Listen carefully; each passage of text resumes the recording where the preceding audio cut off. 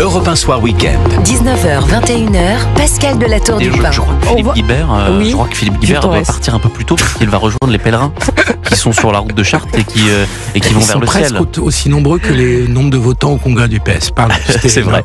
Alors justement, on aura Henri d'Anselme qui fait ce pèlerinage de Chartres puisque ça vous intéresse. Philippe Guibert, vous pourrez rester avec moi juste après Service Pioline. Avec plaisir. Voilà, juste après Service Pioline, c'est à 19h45 sur Europe 1. Pour vous faire plaisir, Philippe Guibert. Je vous remercie. Je vous remercie. J'ai dit à Pierre-Louis aujourd'hui, si, il faut qu'on parle du PS. En 2 minutes 30. Mais oui, minutes 30. C'est plus important que vous mais pas du tout, je suis désespérée. Je voudrais qu'on réécoute peut-être Olivier Faure. La socialiste que vous êtes est désespérée. Vous avez espéré dans le Parti socialiste, Pascal? Non, mais non. Écoutez, je n'ai pas d'étiquette, moi, mon cher Philippe. Écoutez, Olivier Faure. Celle de la liberté. Oui, celle de la liberté, bien sûr. Ça, c'est important. Qui a été réélu de justesse, donc 50,9% des suffrages à la tête du PS. Alors, hier soir, il était l'invité du 20h de TF1. Et il s'est exprimé sur de possibles alliances entre le PS et la France Insoumise. Écoutez, Olivier Faure. Moi, je veux une coalition qui permette de réconcilier socialistes, écologistes, communistes, ex-insoumis, place publique, faire en sorte que nous puissions... Insoumis, pas les insoumis. Oui, ex-insoumis.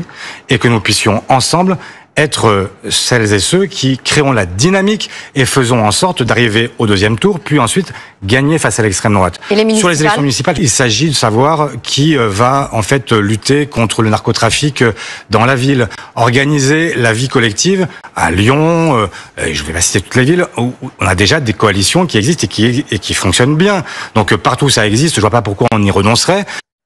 Bien. Il est 19h34. Philippe Guibert.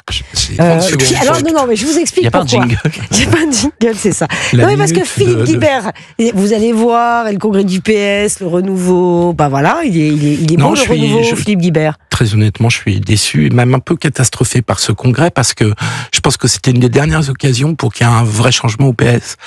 Et que là, maintenant, maintenant les choses vont courir jusqu'en 2027. Et la vraie question, c'est pas seulement, ni même principalement, en 2027. Là, Olivier Faure veut faire une primaire pour désigner un candidat hors LFI. Bon, très bien. Je sais même pas si c'est une bonne idée. Mais c'est surtout les municipales et c'est surtout en cas de crise politique, s'il y a des législatives. Que fait Olivier Faure? Et ses adversaires ont très bien compris que ça serait à la godille en fonction du rapport de force et des circonstances. Voilà.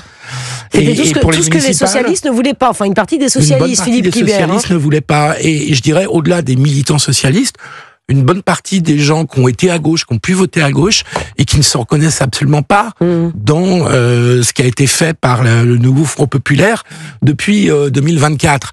Et donc il y avait une occasion à saisir et le PS, quand même 25 000 militants, je sais pas si vous vous rendez compte, c'est un stade de foot un samedi soir, à peu près dans toutes les villes de France. Une station balnéaire, quoi. Donc vraiment 25 000 ville militants. Moyenne de province. Et en plus, le congrès a été organisé pour qu'il n'y ait pas plus de 25 000 habitants. C'est ça, parce qu'il fallait être inscrit 6 mois avant. C'est-à-dire qu'ils ont fait un choix complètement inverse de celui de LR, ils ont fini à 100 000 votants chez LR. 120 000, oui, mais avec 80, enfin bref. Ouais, avec 100 000 votants. Avec 4 fois ou 5 fois plus de votants. Et donc, je trouve que le PS a raté une occasion de se renouveler et d'acter une rupture avec des années quand même entre la NUPES et puis le nouveau Front populaire qui ont été particulièrement douloureuses pour le Parti socialiste et pour beaucoup de gens qui ont voté jadis socialiste. Ouais, sans parler effectivement des résultats qui ont été contestés. Sans parler des résultats, oui.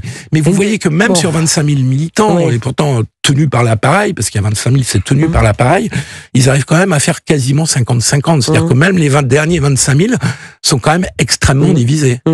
Et donc, je suis pas sûr que le PS, pour finir, je suis pas sûr que le PS tienne s'il y a des législatives anticipées. Je pense qu'il y aura des tensions sur la question des alliances qui fait que le PS peut exploser. Je pense qu'il y a des gens qui vont partir. Je pense qu'il y a des gens qui vont rejoindre Glucksmann à Place Publique. Et je suis pas sûr que ça tienne en cas de nouvelle dissolution. Bon, Jules Torres.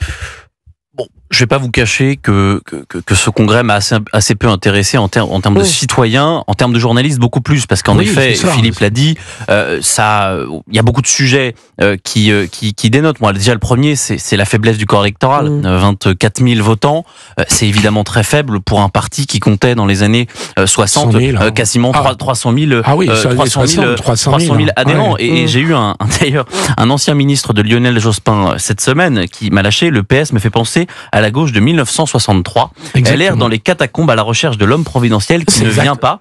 Avant d'ajouter, quand j'ai pris mes responsabilités, il y avait Rocard, Chevènement, Jospin, Dumas, Mauroy. Aujourd'hui, on a Faure, Jouvet, Menucci. Ça ne fait pas rêver. Oui. En fait, il est là aussi le problème du PS, c'est qu'il n'a pas d'incarnation.